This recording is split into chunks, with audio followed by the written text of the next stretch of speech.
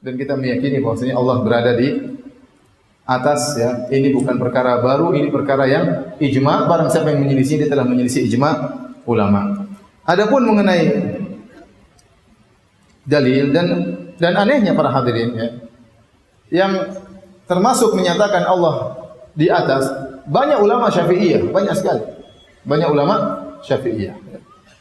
Di antaranya Imam Syafi'i rahimahullahu taala, dinukil oleh As-Sabuni, dinukil oleh Al-Baihaqi. Ya, Imam Syafi'i berdalil dengan hadis Al-Jariyah. Ya. Imam Syafi'i berdalil kitab Al-Um, jadi hadis dalam Sahih Muslim, tatkala ada seorang ingin membebaskan budaknya, maka Nabi bertanya kepada budak tersebut, "Aina Allah?" Allah di mana? Kata budak tersebut, "Fis sama," di atas langit. "Man ana?" Siapa aku? Kata budak tersebut, "Anta Rasulullah sallallahu alaihi wasallam." Engkau adalah utusan Allah. Kata Nabi, "A'tiqha fa innaha mu'minah."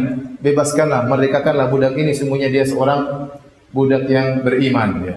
Ini disebut oleh Imam Syafi'i dalam kitabnya Al-Um, ya.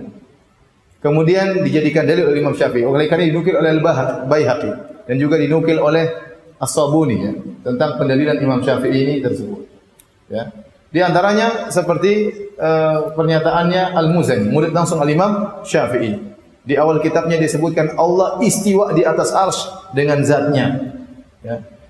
Makanya sekarang ini timbul fenomena orang-orang yang mereka berani mengatakan kami secara fikih Imam Syafi'i, tapi secara akidah Asy'ari. Dia tidak mengatakan kami fikihnya Syafi'i, akidahnya Syafi'i, tidak. Karena dia tahu bahwasanya Syafi'i tidak berakidah seperti mereka. Seandainya mereka mau konsisten, harusnya mereka mengatakan kami fikihnya Syafi'i, akidahnya juga apa? Syafi'i. Bahkan saya katakan lebih utama Anda mengambil akidah Syafi'i daripada cuma sekedar fikihnya. Lebih utama Anda mengambil akidahnya Imam Syafi'i daripada sekedar apa? Fikihnya. Kenapa mereka mengatakan kami Syafi'i secara fikih, secara akidah Asy'ari? Ada yang mengatakan kami secara fikih Syafi'i, secara akidah Maturidi. Ada yang mengatakan kami secara fikih Hambali, secara akidah Mu'tazilah. Kenapa? Karena Imam Ahmad, Imam Syafi'i tidak berakidah seperti akidah mereka.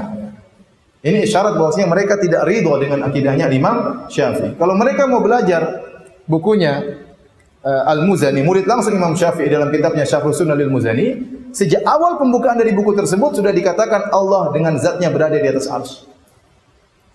Sehingga sudah membatilkan akidah mereka sejak awal. Namun mereka tidak pernah mengangkat ini. Mereka selalu menukil ulama Syafi'i belakangan. Berkata ini belakangan semua. Misalnya Ibnu Hajar juga tidak menyepakati mereka seluruhnya, atau mereka berkata Nawawi. Ini semua mutaakhirin. Ini semua belakangan, abad ke-7, abad ke-8, abad ke-9. Kalau antum bicara abad ke-6 ke belakangan, ulama Syafi'iyah semuanya mengatakan Allah di atas. Masih berpegang teguh dengan akidahnya Imam Syafi'i. Tatkala muncul ilmu kalam, ilmu filsafat dipelajari oleh Al-Baqillani, kemudian ditularkan kepada yang lainnya, akhirnya banyak yang terpengaruh. Ar-Razi terpengaruh. Mulai abad ke-6 dan ke belakang mulai menyimpang atau berubah akidah mereka. Di antaranya mereka terpengaruh dengan akidah Mu'tazilah dan Jahmiyah, sehingga mereka mengingkari Allah di atas. Nah, kita berusaha mengikuti akidah Imam Syafi'i, bukan hanya fikihnya.